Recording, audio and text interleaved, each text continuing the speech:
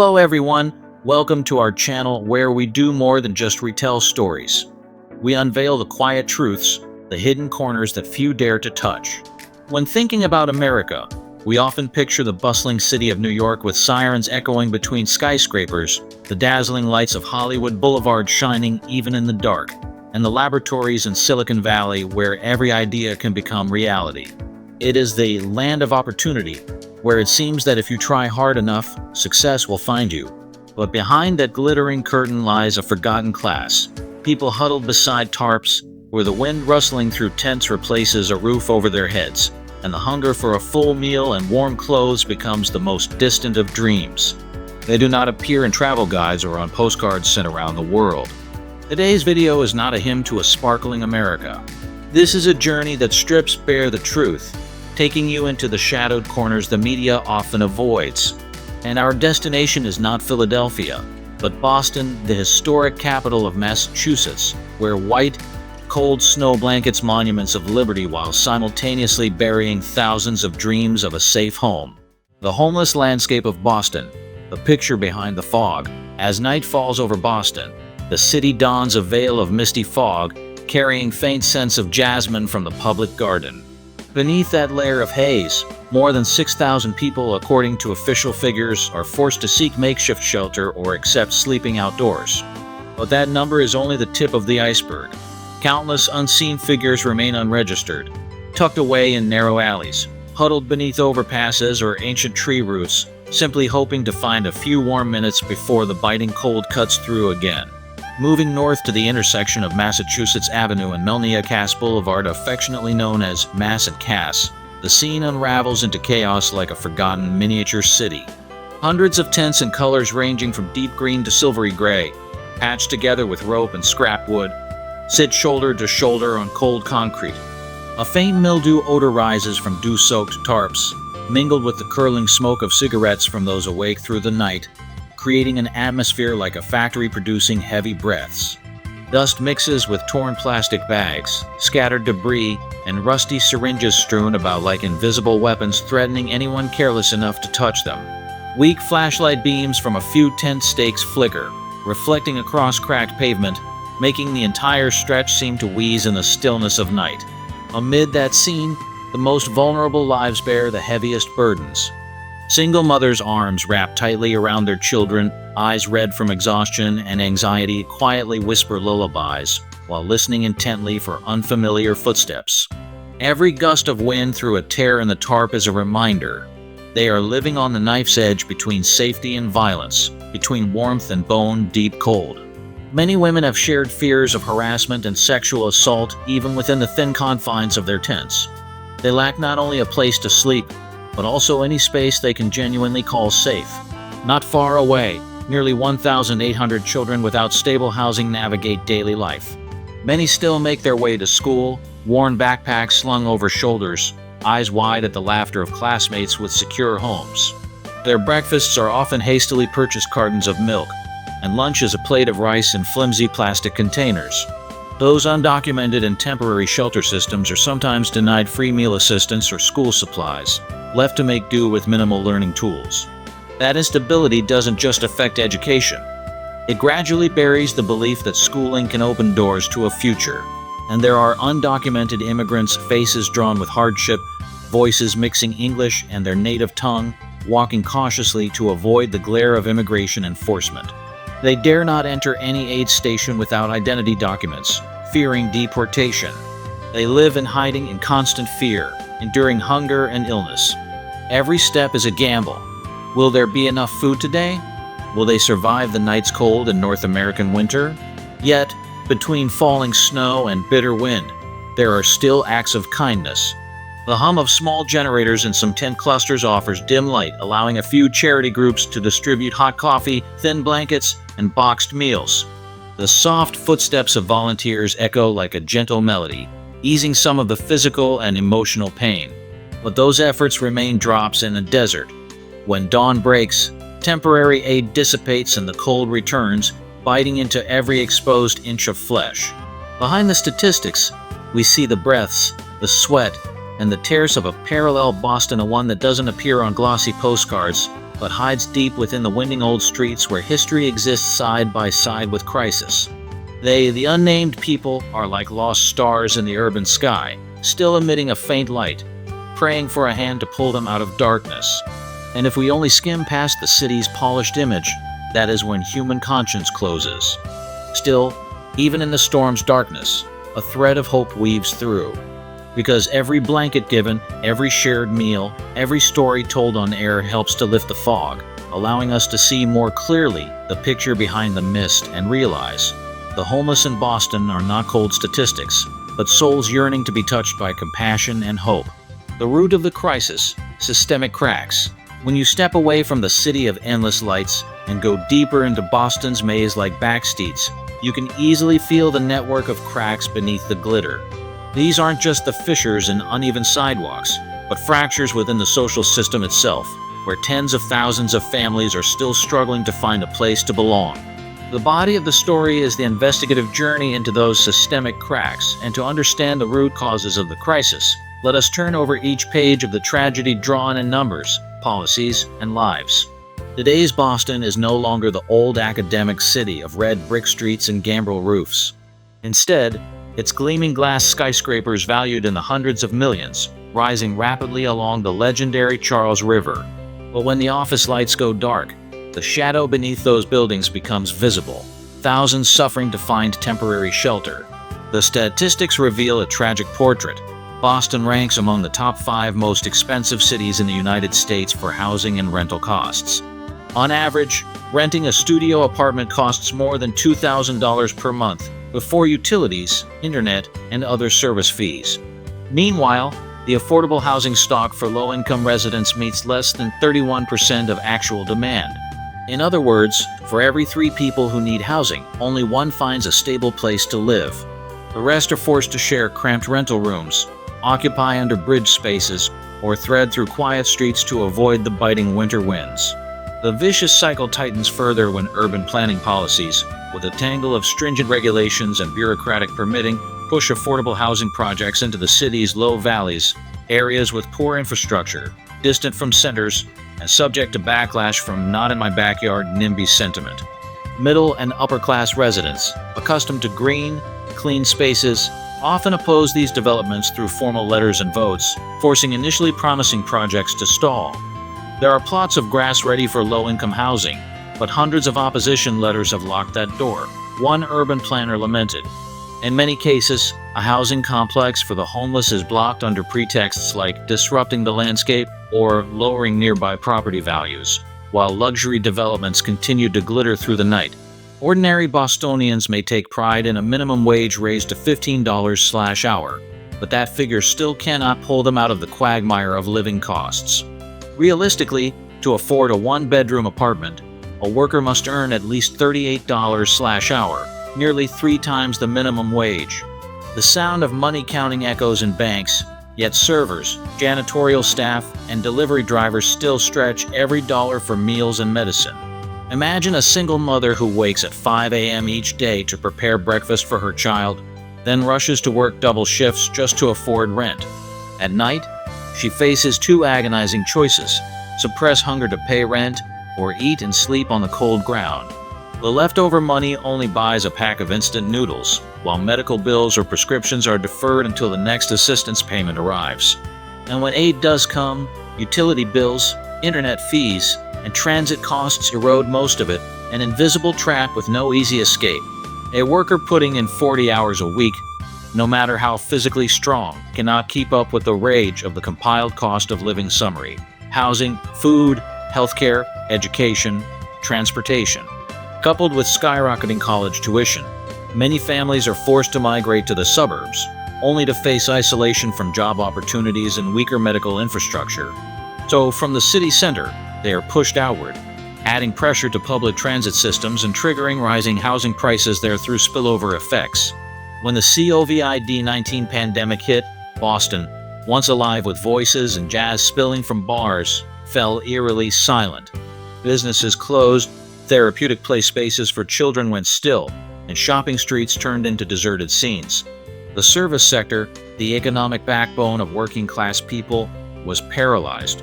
Tens of thousands of seasonal, contract, or hourly workers were laid off without adequate unemployment support due to the nature of their employment.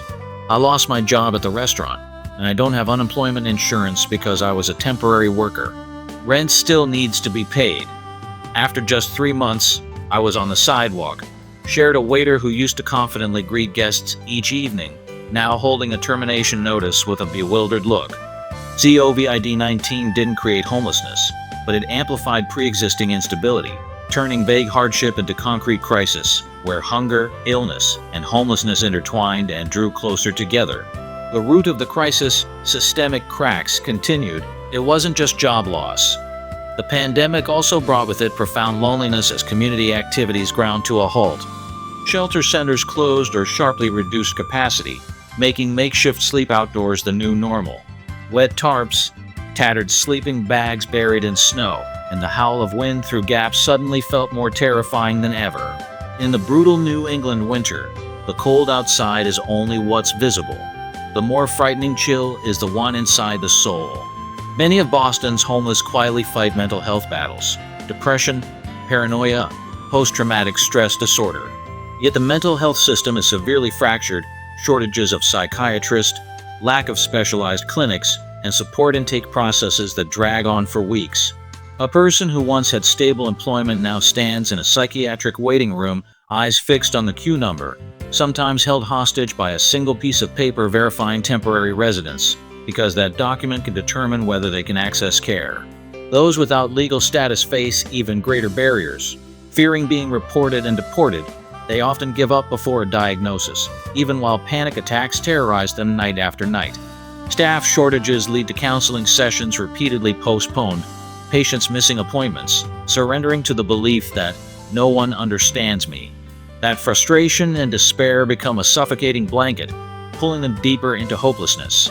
Boston prides itself on numerous nonprofits and charitable funds, but their resources remain fragile against the rising tide of homelessness. Shelters operate on golden drop budgets.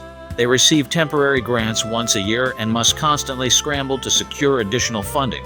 The result is many facilities open only for limited periods or impose overly strict documentation requirements. Every afternoon after 2 p.m., long lines form outside shelter gates. Some wait for hours with numb toes, only to receive a number beyond available beds.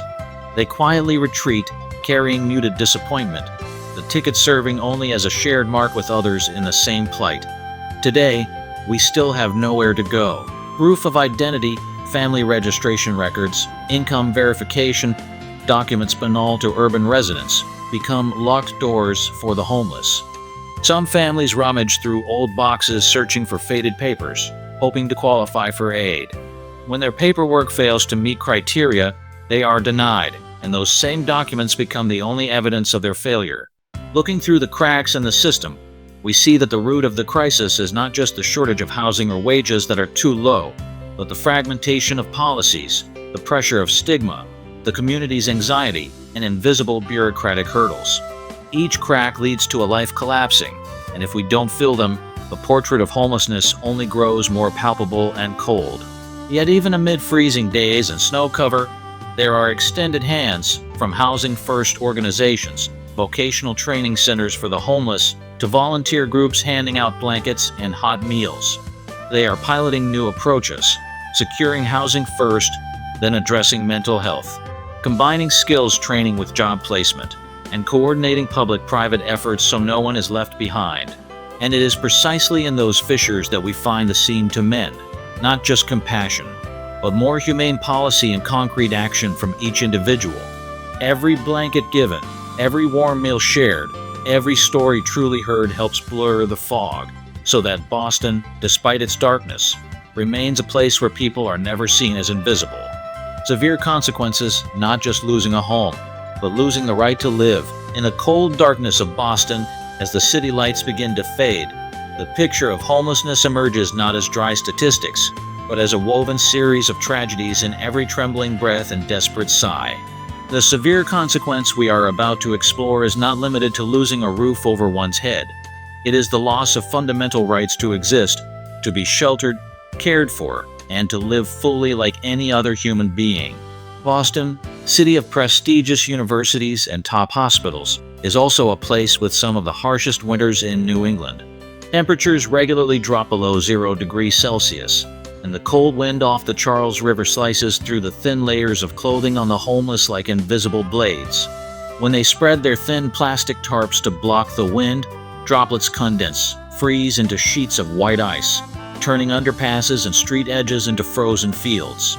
Without sufficient warm blankets or heavy clothing, they try to preserve body heat by curling into dark corners, hugging their chests tightly to slow the dissipation of warmth. A strong gust numbs the skin, causes cracking, and every breath becomes a needle-sharp pain. Many have been hospitalized for respiratory failure, pneumonia, even strokes induced by the cold. Medical data shows that each year Boston sees hundreds of emergency cases of severe hypothermia, and outdoor mortality spikes sharply when temperatures plunge. Personal hygiene is nearly non-existent in makeshift encampments. Public showers close at night. Washing facilities are distant, forcing people to risk exposing themselves by lifting tarps to relieve themselves in brush, heightening the risk of cross-infection. Small cuts from scraping against rough tent fabric or walls are enough for bacteria and mold to spread, causing skin diseases like scabies and lice. Pulmonary tuberculosis, a disease thought to be sidelined, lurks in the cold, damp air, further weakening already exhausted immune systems. While the body endures physical pain, the homeless also wager every second against anxiety and despair. Every passing gaze reinforces their invisibility in society's eyes. When people avert their eyes, avoid them, focus instead on the dirty blankets and pale figures, human worth suddenly feels fragile. Many lose faith in the system, in the community, and even in themselves. They no longer have the motivation to get up each morning because every new beginning is a struggle. Where will I sleep today? Will someone give me a warm cup of coffee? Those questions echo inside, wrapping around them like an invisible iron collar. Then depression, anxiety disorders, and post-traumatic stress disorder (PTSD) appear without diagnosis, without therapy. They withdraw into silence, curl under filthy blankets, eyes glazed over, hearts silent to hope. People who once had families and stable jobs now huddle under the Longfellow Bridge, too ashamed to look anyone in the eye. They reject pitying glances, because each time someone quickly turns away, their heart bleeds a little more. They ask themselves, does anyone really care about this silent pain? And that silence, that feeling of abandonment, becomes the most dangerous enemy, nurturing an abyss of hopelessness with no bottom. In the Mass and Cass area, the smell of opioids and the grime of syringes mingle with the damp stench of tents. Cheap fentanyl, heroin, and meth are openly sold for just a few dollars, enough for a homeless person to trade hunger, cold, and the oppressive stillness for a temporary floating numbness. They don't choose addiction out of weakness. It's the quickest escape from physical and emotional agony. One dose makes them forget they're shivering from cold, forget the gnawing pain of long-term starvation. But when the drug wears off, the craving returns with greater ferocity, and they chase the next dose, pulled deeper into a cycle of inescapable dependency. Many die from overdoses or septic infections from unsafe injections, driving the winter death toll sharply upward. Every 911 call sends shockwaves through emergency and health budgets. The operational costs of ambulances, emergency room care, and transfer management climb into the hundreds of millions annually. Boston Medical Center, the largest hospital in New England, reports that a significant portion of its emergency resources is currently allocated to the homeless, causing delays and medical backlogs for other patients. It's not just healthcare. The justice system and detention facilities also feel pressure as homeless individuals are criminalized for minor offenses, sleeping on sidewalks, stealing food, or defending their meager possessions. Each police intervention, each night in custody, each appeal hearing represents massive public expenditure, yet none address the root causes. Social relief funding is perpetually saturated, forcing organizations to compete for grants, cut services, or close early. The homeless wait in line from the afternoon, braving rain and wind, only to receive a voucher for the night, uncertain whether that voucher will guarantee shelter through the winter's end. Behind the numbers and tragedies is the urgent call of conscience. These severe consequences are not a permanent sentence. In those dark cracks, initiatives are being kindled, Housing First models providing stable housing first, combined with integrated physical and mental health care, adjacent vocational training programs to support reintegration, and volunteer groups distributing blankets, warm clothing, and meals directly on the streets. Every blanket handed out, every hot meal served, every encouraging word does more than keep someone alive. It ignites a spark of hope.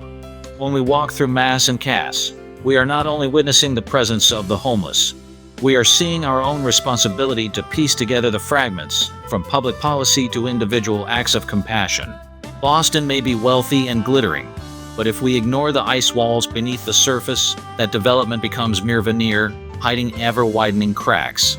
Only by stitching together those fractures, with action, empathy, and a willingness to listen, can we hope to transform the picture of homelessness so that no one has to trade their basic right to live for warmth, food, or connection. Sustainable solutions for change. Amid the fractured pieces of the system, sparks of hope still shine through with strategic and humane solutions. First and foremost, the development of housing and urban planning reforms play a crucial role.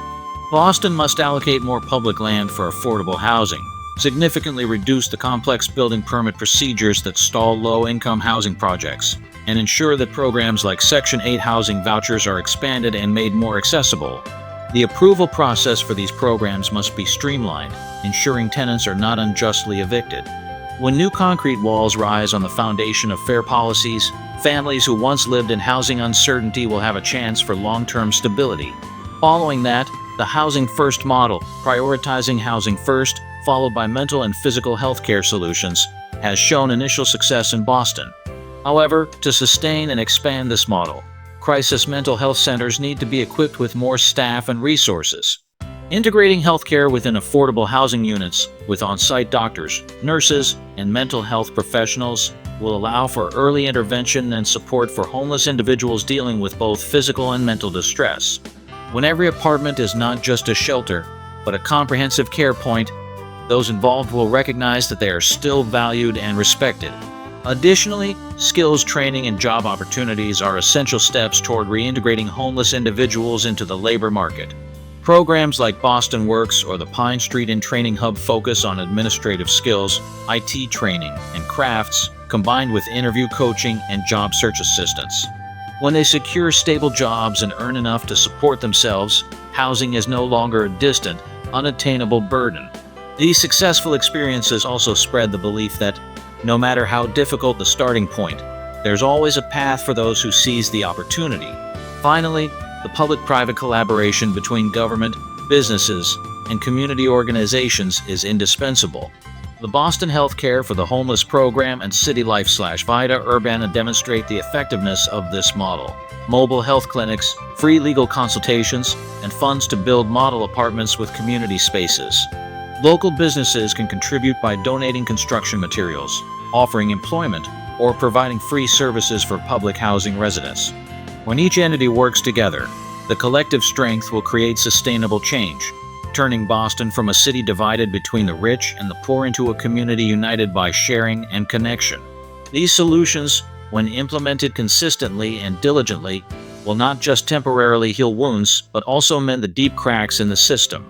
From policies to actions, from shelter to employment, each step imbued with humanitarian spirit will help transform Boston into a city truly for everyone, where no one is left behind. Amid the bustling crowd at Park Street Station, Lisa, 42 years old, stands out as a poignant symbol. She once worked diligently as an administrative assistant at a prestigious Boston university. Each morning, she'd wait for the elevator, hurriedly check her email, and smile at her colleagues. However, after the post-pandemic downsizing, she lost her job, accumulated debt, got divorced, and ultimately found herself spending freezing nights under the concrete arches of the train station. On her first night under the bridge, Lisa only thought she could endure the cold. But the night dew crept through the thin blanket, freezing her hair and clothes, keeping her awake with a mix of emotions. Every flickering yellow light on the tracks reminded her of her old life, where paperwork, meetings, and neat desks still existed. In what seemed like utter despair, a nonprofit organization appeared as a glimmer of hope. They not only provided Lisa with a warm blanket and hot meal, but also invited her to counseling sessions. For the first time, The feeling of being understood reached her like a lifeline. In the small room with soft lighting, Lisa spoke of her fear of loneliness, moments of lost hope, and the pain of blending into the shadows. The organization then helped Lisa enroll in an office skills training course: computer operation, document writing, scheduling, and professional communication. Each keystroke sounded like the beat of her confidence being regained. From volunteering, she quickly secured a part-time administrative assistant position at a community center. The phone ringing, the respectful glances from colleagues. After months, Lisa finally felt visible again. Lisa's story didn't stop there. Now, whenever she speaks at events to raise awareness about homelessness, she delivers a powerful message. Homelessness is not just losing a home, it's losing the right to be heard and to have hope. Her voice is steady.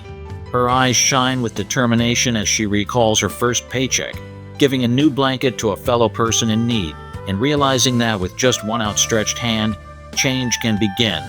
Linking Lisa's journey to the dry statistics we once saw, over 6,000 homeless individuals every night in Boston, shows that each life is a unique story, capable of revival if given timely support. Her journey also proves the strength of community. When policies are backed by compassion, and nonprofits and individuals work together, hope is no longer a distant concept. Finally, Lisa has become a bridge between the other side and us, those who can contribute with a simple word of encouragement, a warm blanket, or a hot meal. She proves that no matter how great the loss, people can always rediscover their value and hope, as long as we don't allow invisibility to continue ruling their lives. And that is the message each of us must remember. The action we take today could save a story that hasn't yet ended. Over 6,000 lives are braving the cold every night in Boston, not just dry statistics, but the trembling breath of single mothers, the vacant eyes of hundreds of children, and the weary backs of veterans who once walked battlefields. When night falls and the sound of subway trains fades, they are no longer the nameless, invisible ones. They are souls yearning for warmth, longing for a home to shelter them. Understanding this, we will no longer see them as numbers, but as the stories of human beings who deserve to live fully. And now, ask yourself this. If one day you suddenly lost everything, your emotional support, your job, your home, would you dare face the bone-chilling cold of the urban landscape? Or would you only lean against the snow-covered wall, struggling to hold on to the last warmth? That moment of imagining not only stirs our conscience, but opens the door for us to deeply feel the pain of those living beyond the safety of our own borders. But the good news is that change does not require you to be a mayor or a congressman. Just by offering a hot meal, a thick blanket over someone's shoulders, or listening to a story, we can help alleviate loneliness and cold. If you're unsure where to begin, you can directly support organizations like Pine Street Inn, providing housing and job training, Boston Rescue Mission, offering emergency relief and hot meals, or Rosie's Place, a shelter for homeless women and children. Every small action is a flicker of hope in the cold winter night of Boston. Lastly, remember, the homeless are not invisible. They are simply waiting to be seen, understood, and treated like the worthy human beings they are. If you believe everyone deserves a home, share this video to spread that humane message. Subscribe to our channel to continue telling the forgotten stories, because only when no one is left behind will Boston truly be a city of opportunity and hope.